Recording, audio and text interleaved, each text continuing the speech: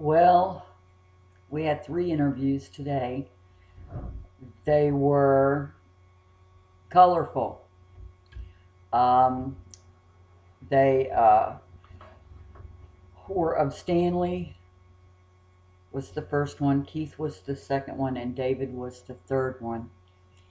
Keith was intoxicated today. He does have needs. Unfortunately, it was probably a bad day to um, really talk to him about his needs. So we gathered the information of the things that he needs, and we will continue to work with him. He uh, is really looking for a SafeLink phone. He thought that's all that he was needing, but in further investigation, he needs his ID as well. As you can see, it's just the common thing. They all are sitting out there without their ID, and they can go nowhere without it. Um, I am going to meet with Keith at 8:30 in the morning.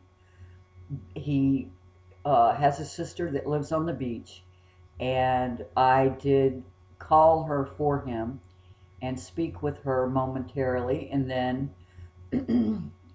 gave the phone to Keith.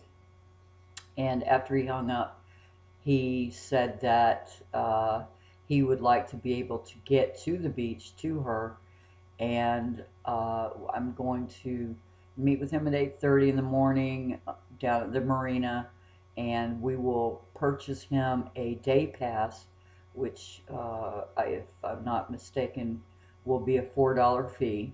I will go right to the trolley with him and buy the day pass for him, and that way he will be able to take the 4 trolley to the college, take the 7 trolley out down the beach, and uh, then he will be there with his sister.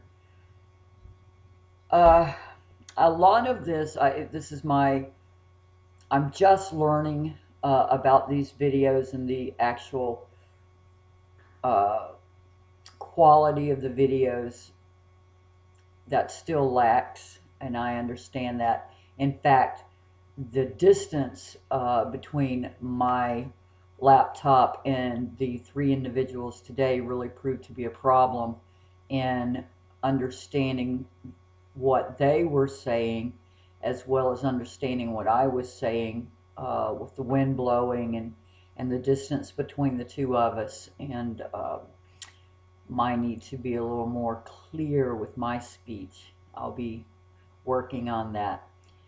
But just to recap before you see the 3 videos, Stanley has an alcohol problem.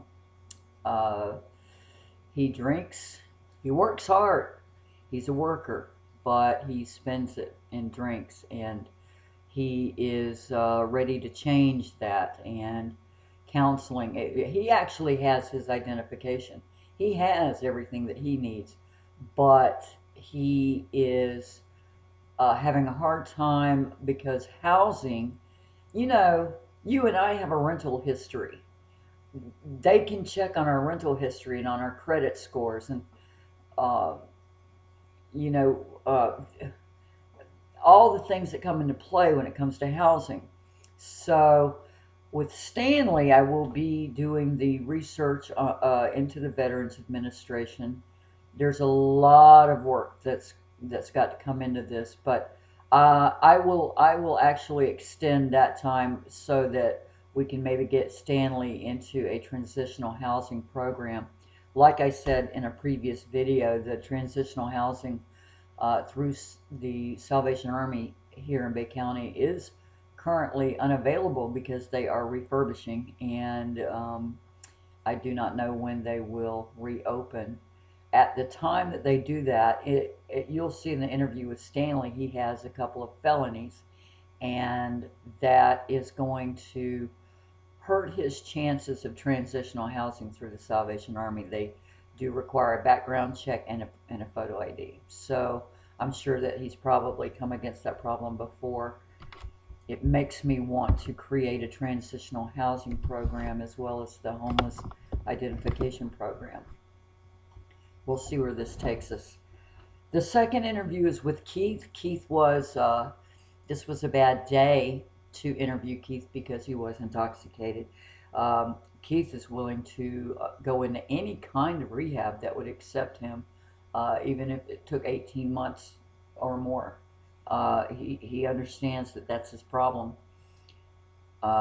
He did cause a few problems with us today trying to do the interviews. That was Keith that you would hear in the background of the other two interviews.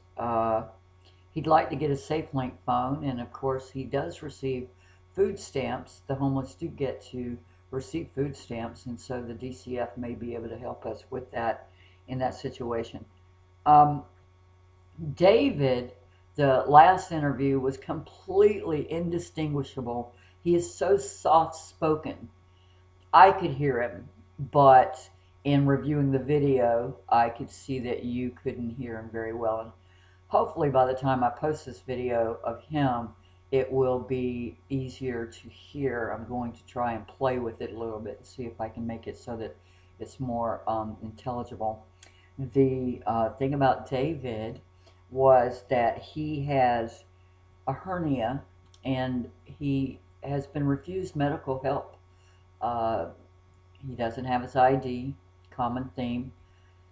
So, interestingly enough, what I found out was that he stays over by a gentleman just down the street from me, and he passes by my apartment a couple of times a day.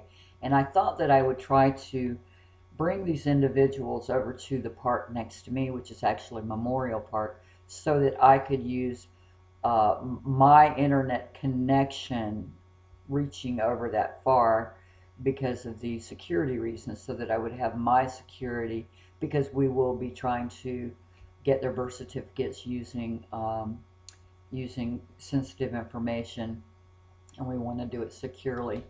But I went ahead and spoke with David following the interview, and we came over to the park next to where I live. And although it would capture my modem and I was able to get online, it wouldn't allow me to stay on for very, we're talking 2 bars of availability. Excuse me. So I brought him into my apartment. And I may have to do that. I may have to do that with individuals that I feel safe doing that with. I am in a vulnerable position, so I have to keep it safe. But I brought David in, and we put his information in following the procedure that Julie Krasinski gave me, and we were able to, I don't know why there was a problem getting his birth certificate previously, we were able to have a successful order. Yay! Julie told me that the birth certificates, the cost would vary depending on the state. This one cost me about $35. And again, this is funding through the First United Methodist Church of Mexico Beach. But we did get a successful order number and PIN number in hand, and we will be looking for that within the next 10 to 14 days. And I will seek him out, and we will take him from that point to providing a homeless certification form for him.